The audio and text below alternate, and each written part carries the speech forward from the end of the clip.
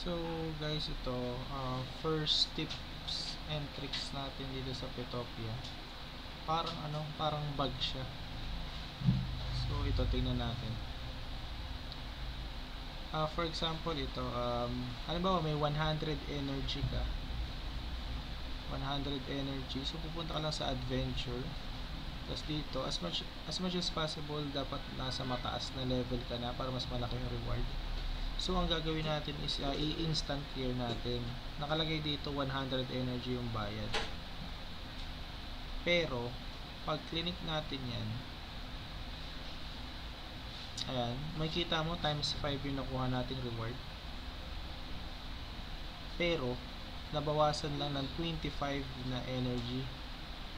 Tapos pag lumabas ka pa dyan, magiging 77 pa yan.